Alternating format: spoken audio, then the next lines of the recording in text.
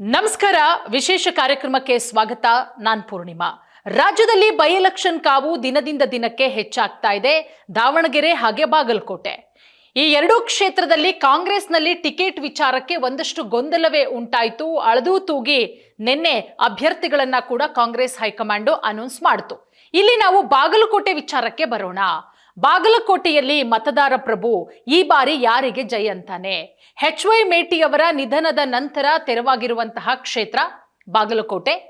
ಇಲ್ಲಿ ಈಗ ಕಾಂಗ್ರೆಸ್ನಿಂದ HY ಮೇಟಿಯವರ ಪುತ್ರ ಉಮೇಶ್ ಮೇಟಿಯವರಿಗೆ ಟಿಕೆಟ್ ಅನ್ನ ಕೊಡಲಾಗಿದೆ. ಅದರ ಜೊತೆಗೆ ಬಿಜೆಪಿಯಿಂದ ಮಾಜಿ ಶಾಸಕರಾದಂತಹ ವೀರಣ್ಣ ಚರಂತಿಮಠ ಅವರಿಗೆ ಟಿಕೆಟ್ ಅನ್ನ ಕೊಡಲಾಗಿದೆ. ಹಾಗಾದ್ರೆ ಕ್ಷೇತ್ರದ ಜನರ ಲೆಕ್ಕಾಚಾರ ಯಾವ ರೀತಿ ಇದೆ?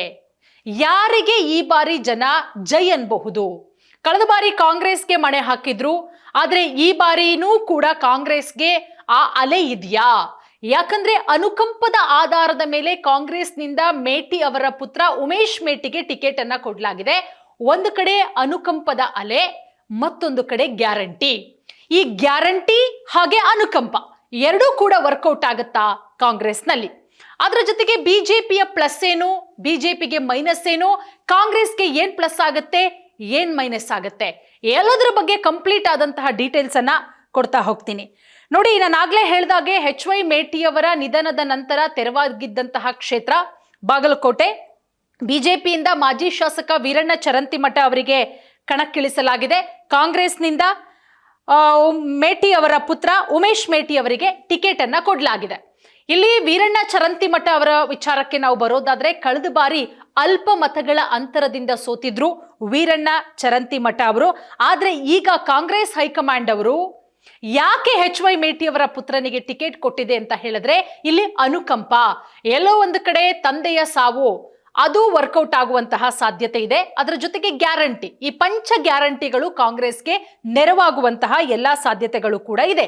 ಇಲ್ಲಿ ಪ್ರಮುಖವಾಗಿ ಗಮನಿಸಬೇಕಾದಂತಹ ಅಂಶ, ಬಾಗಲಕೋಟೆ ವಿಧಾನಸಭಾ ಕ್ಷೇತ್ರದಲ್ಲಿ ಲಿಂಗಾಯತ ಮತಗಳು ಇಲ್ಲಿ ಬಹುಮುಖ್ಯವಾಗಿದೆ.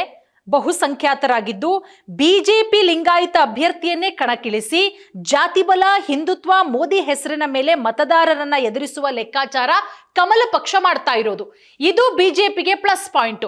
ಒಂದು, ಲಿಂಗಾಯತ ಮತದಾರರ ಸಂಖ್ಯೆ ಬಾಗಲಕೋಟೆಯಲ್ಲಿ ಜಾಸ್ತಿ ಇರೋದು ಒಂದು ಕಡೆಯಾದ್ರೆ, ಹಿಂದುತ್ವ, ಮೋದಿ ಹೆಸರಿನ ಮೇಲೆ ಮತ ಕೇಳಬಹುದು, ಇದು ವರ್ಕೌಟ್ ಆಗಬಹುದು ಅಂತ ಹೇಳಿ.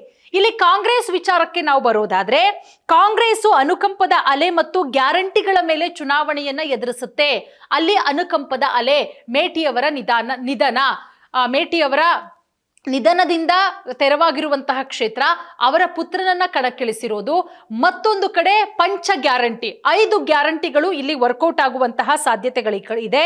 ಲಿಂಗಾಯತ ಪ್ರಬಲ ಸಮುದಾಯವಾಗಿದ್ರೂ ಕೂಡ ಬಾಗಲಕೋಟೆಯಲ್ಲಿ ಹಿಂದುಳಿದ, ದಲಿತ, ಮುಸ್ಲಿಂ ಮತಗಳು ಒಗ್ಗೂಡಿದ್ರೆ ಅಧಿಕ ಸಂಖ್ಯೆಯಲ್ಲಿ ಇರೋದ್ರಿಂದ ಅಹಿಂದ ವರ್ಗ ಇಲ್ಲಿ ನಿರ್ಣಾಯಕ ಆಗೋದ್ರಲ್ಲಿ ಯಾವುದೇ ರೀತಿಯ ಡೌಟ್ ಇಲ್ಲ. ಮತ್ತೊಂದು ಕಡೆ ಜಾತಿ ಲೆಕ್ಕಾಚಾರ ಯಾವ ರೀತಿ ಇದೆ ಬಾಗಲಕೋಟೆಯಲ್ಲಿ? ಕಾಂಗ್ರೆಸ್ ಅಭ್ಯರ್ಥಿ ಉಮೇಶ್ ಮೇಟಿಯವರು ಹಿಂದುಳಿದ ವರ್ಗಗಳ ಕುರುಬ ಸಮುದಾಯಕ್ಕೆ ಸೇರಿದ್ದು, ಸ್ವಜಾತಿ ಮತಗಳನ್ನ ಸೆಳೆಯೋದಕ್ಕೆ ಸಿದ್ದರಾಮಯ್ಯ ಅವರನ್ನ ಅಸ್ತ್ರವಾಗಿ ಬಳಸ್ಕೊಳ್ತಾರೆ.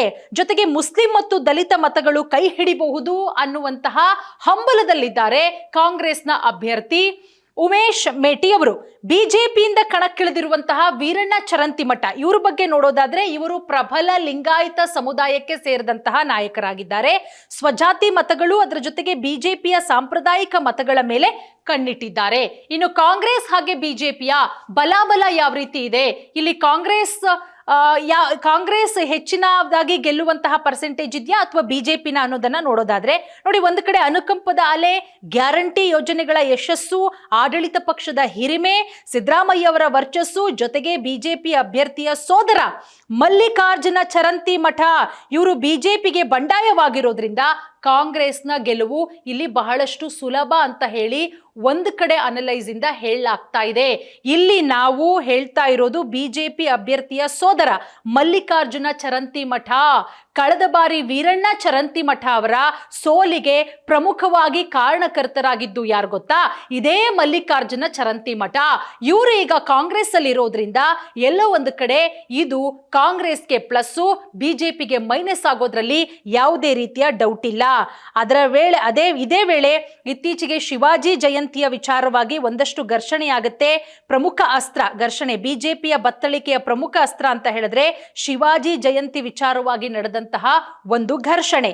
ಸಿದ್ದರಾಮಯ್ಯ ಅವರ ಆಪ್ತ ವಲಯದಲ್ಲಿ ಗುರುತಿಸಿಕೊಂಡಿದ್ದ ಕುರುಬ ಸಮಾಜದ ಮುಖಂಡ ಖ್ಯಾತ ವೈದ್ಯ ಡಾಕ್ಟರ್ ದೇವರಾಜ್ ಪಾಟೀಲ್ ಅವರು ಬಿಜೆಪಿಗೆ ಸೇರ್ಪಡೆಯಾಗಿರೋದು ಕೂಡ ಎಲ್ಲೋ ಒಂದು ಕಡೆ ಕಾಂಗ್ರೆಸ್ಗೆ ಇದು ಮೈನಸ್ ಆಗೋದ್ರಲ್ಲಿ ಯಾವುದೇ ರೀತಿಯ ಡೌಟ್ ಇಲ್ಲ. ನಾನು ಆಗ್ಲೇ ಹೇಳದ್ನಲ್ಲ, ಬಿಜೆಪಿ ಅಭ್ಯರ್ಥಿಗೆ ಅವರ ಸೋದರನೇ ಮಗ್ಗಲ ಮುಳ್ಳಾಗಿದ್ದಾರೆ ಅಂತ ಹೇಳಿ. ಬಿಜೆಪಿ ಅಭ್ಯರ್ಥಿಯಾದಂತಹ ವೀರಣ್ಣ ಚರಂತಿಮಠ ಅವರು ಕಳೆದ ಬಾರಿ ಕೇವಲ 6,000 ಮತಗಳ ಅಂತರದಿಂದ ಸೋಲನ್ನಪ್ತಾರೆ. ಅಲ್ಲಿ ಪ್ರಮುಖವಾಗಿ ಕಾರಣಕರ್ತರಾಗಿದ್ದು ಅವರ ಸೋದರ ಸಂಬಂಧಿಯಾದಂತಹ ಮಲ್ಲಿಕಾರ್ಜುನ ಅವರು ಕೂಡ ಬಂಡಾಯ ಅಭ್ಯರ್ಥಿಯಾಗಿ ಸ್ಪರ್ಧೆ ಮಾಡಿ ಮಲ್ಲಿಕಾರ್ಜುನ ಚರಂತಿಮಠ ಅವರು ಸುಮಾರು 10,000ಕ್ಕೂ ಅಧಿಕ ಮತಗಳನ್ನ ಪಡ್ಕೊಳ್ತಾರಲ್ಲ, ಈ ಮತಗಳಿಂದ ವೀರಣ್ಣ ಚರಂತಿಮಠ ಅವರು ಸೋಲ್ತಾರೆ ಅನ್ನುವಂತಹ ಮಾತುಗಳು ಕೂಡ ಕೇಳಿಬರುತ್ತೆ. ಅದು ಕೂಡ ಈ ಬಾರಿ ವೀರಣ್ಣ ಚರಂತಿಮಠ ಅವರಿಗೆ ದೊಡ್ಡ ಮಟ್ಟದಲ್ಲಿ ಮೈನಸ್ ಅಂತಾನೆ ಹೇಳಬಹುದು. ಯಾಕಂದ್ರೆ ಮಲ್ಲಿಕಾರ್ಜುನ ಚರಂತಿಮಠ ಅವರ ಕಾಂಗ್ರೆಸ್ನ ಸೇರ್ಪಡೆ. ಇನ್ನು ಕ್ಷೇತ್ರವಾರು ಮತಗಳ ವಿವರ ಎಷ್ಟಿದೆ? ಲಿಂಗಾಯತರು 80,000 ಇದ್ರೆ ಕುರುಬರು 40,000 ಇದ್ದಾರೆ. ಬಾಗಲಕೋಟೆ ವಿಧಾನಸಭಾ ಕ್ಷೇತ್ರದಲ್ಲಿ ದಲಿತರು 45,000 ಇದ್ದಾರೆ, ಮುಸ್ಲಿಮರು 30,000 ಇದ್ದಾರೆ, ನೇಕಾರರು 14,000 ಇದ್ರೆ ಎಸ್ಟಿ ಸಮುದಾಯದವರು 15,000. ಇಲ್ಲಿ ಕುರುಬ ಸಮುದಾಯ, ಲಿಂಗಾಯತ ಸಮುದಾಯ ಅವರಿಬ್ಬರೇನೆ ನಿರ್ಣಾಯಕ ಆಗಿರೋದ್ರಿಂದ ಮತದಾರ ಪ್ರಭು ಯಾರಿಗೆ ಜೈ ಅಂತಾನೆ. ಕಾಂಗ್ರೆಸ್ ಇಂದನೂ ಪ್ಲಸ್ ಇದೆ, ಬಿಜೆಪಿಲೂ ಸಾಕಷ್ಟು ಪ್ಲಸ್ ಇದೆ, ಕಾಂಗ್ರೆಸ್ ಇಂದನೂ ಮೈನಸ್ ಇದೆ, ಬಿಜೆಪಿಯಲ್ಲೂ ಕೂಡ ಪ್ಲಸ್ ಇದೆ. ಈ ಬಾರಿ 50-50 ಬಾಗಲಕೋಟೆ. ಹಾಗಾಗಿ ಯಾರಿಗೆ ಮತದಾರ ಪ್ರಭು ಕೈ ಹಿಡಿತಾನೆ, ಯಾರ ಸ್ಟ್ರಾಟರ್ಜಿಯಲ್ಲಿ ವರ್ಕೌಟ್ ಆಗತ್ತೆ, ಕಾದು ನೋಡ್ಬೇಕು.